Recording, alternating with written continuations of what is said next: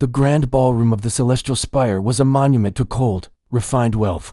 It was not a place for music, but for transactions. The notes exchanged here were financial, the harmonies the subtle clinking of crystal. The event was a charity gala in name only, a mandatory display of philanthropy for the galaxy's elite. Among them stood the richest man in the room. He moved with the weary authority of one who owned entire asteroid belts, his expression one of polite, profound boredom. Across the polished floor, a young woman waited by a grand piano. She was from the lower orbital levels, her dress simple, her hands resting quietly in her lap. Her dream, an impractical and persistent one, was to share the music of her home, a world of water and swirling mists, with those who lived in sterile metal and light. She had petitioned for years for a chance to play at such an event. It had been granted not as an honor, but as a concession, a token gesture to quiet her persistent, hopeful communications. The rich man noticed her. He gestured with his champagne flute toward the piano, a slight, dismissive motion. He spoke to a cluster of associates, his voice carrying just enough in the hushed room. Sentimentality, he remarked, his tone dry as lunar dust. A quaint dream. But one does not feed a starving colony with piano sonatas. One feeds them with shipping lanes and mineral rights. She offers a drop of water. The universe requires an ocean. His words, clear and calculated, reached her. She did not flinch. She merely lowered her gaze to the piano keys, a faint, unreadable smile touching her lips. The mockery was not a surprise. It was simply another wall to be faced, another silence waiting to be filled. When she was announced, the applause was brief, perfunctory. She sat at the immense instrument, a relic of Earth itself, and for a moment, she was still. Then, her hands descended. The first notes were not gentle. They were a deep, resonant boom from the lower registers, a sound like the groan of ancient ice. It was not a melody, but a feeling, the immense, crushing pressure of the deep ocean. The conversations in the room stuttered, faltered. The rich man paused, his glass halfway to his lips. Her left hand began a slow, rolling pattern, a relentless, tidal motion. Over it, her right hand traced a delicate, shimmering line of notes, like sunlight fracturing through kilometers of water. The room was no longer a ballroom. It was being transformed. The air seemed to thicken, to carry a cool, saline dampness.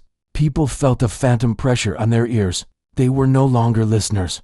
They were submerged. She played the world of her birth. The music swelled into currents, powerful and complex, carrying the listener through forests of kelp that sang with their own crystalline chords. She played the pod songs of the great trench whales, translating their mournful, intelligent calls into harmonies that vibrated in the bone. There were moments of perfect, suspended peace in a blue-green haze, and moments of terrifying, exhilarating descent into the absolute black, represented by clusters of dissonant notes that resolved not into sweetness, but into a profound, awe-filled respect for the dark dot. It was not entertainment. It was an experience, a memory that was not theirs, gifted to them completely. The rich man stood utterly motionless. The champagne in his glass was forgotten. The calculations in his mind, the endless loops of profit and loss, acquisition and merger, simply stopped. The sound reached into a place those things could not touch. He saw, in the shifting soundscapes, the faces of the colonists on that water world, not as demographic data or labor statistics, but as people living in harmony with a terrifying, beautiful environment. He heard their struggle not as a problem to be solved with a credit transfer, but as a song that was part of the planet's own vast, aquatic symphony. Her dream was not to feed them with notes, but to remind them and him of what they were, of the immense, fragile beauty they were a part of, a beauty he had only ever considered in terms of resource extraction. The final movement was a rising ascent. The music grew lighter, brighter, the patterns less turbulent. It was the journey back to the surface, the explosive rush of breaking into air and light. The final chord was not a loud one, but a clear, high, ringing note that hung in the silent air, pure as a single drop of water catching a star. It faded into a silence more complete than any the celestial spire had ever known. Then, the room erupted. The applause was a physical wave, thunderous, heartfelt. People were on their feet, their eyes bright with unshed tears, their faces alight with the shock of true wonder. The woman at the piano simply bowed her head, her own eyes closed, spent. The rich man did not applaud. He moved. He walked through the crowd, which parted for him unconsciously. He reached the piano as she was preparing to leave the stage. He looked at her, and for the first time in decades, his carefully maintained mask was gone. His face was that of a man who had just witnessed a fundamental truth. He began, his voice uncharacteristically quiet. You did not play a request for aid. You played a world. You played a soul. She met his gaze, her expression serene. It is the same thing, sir. He nodded slowly, the truth of it settling upon him. He had mocked her dream as a small thing, a drop in the ocean of real needs. He now understood. Her music was the ocean. His wealth was the drop. The next morning, in his stark, orbital office, he began to issue new orders. The mining consortiums targeting her world's oceanic floor received termination notices. The shipping contracts were rewritten, not for greater efficiency, but for ecological care. Vast funds were redirected not to generic relief efforts, but to specific, community-led projects on the water world.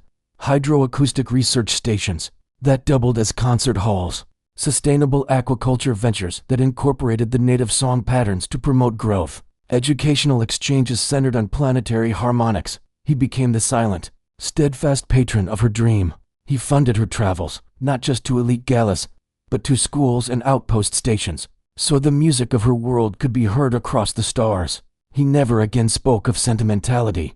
He spoke, when he spoke of it at all, of essential data. We have been deaf, he told his confused board of directors. We have been reading the ledger of the universe but ignoring its music. This is not philanthropy. It is acoustic correction. It is necessary for balance. Years later, he sat in a simple seat at the edge of a floating platform on the water world itself. The sun was setting, painting the endless sea in tones of violet and gold. Before him, the woman played again. This time, the piano was specially crafted, its materials in tune with the planet, and her audience was not the galaxy's elite, but the planet's people and the great, curious leviathans that rose from the deep to listen. As the music wove its old magic, translating the world back to itself, the rich man felt a profound peace. He had spent a lifetime building an empire, and it had taken a few minutes of a stranger's music to show him it was a hollow shell. She had not changed his heart by argument or plea. She had simply played, and in doing so, had tuned his soul to a frequency he never knew he lacked. He listened, and in the depths of the aquatic symphony, the richest man in the room finally found something of infinite value.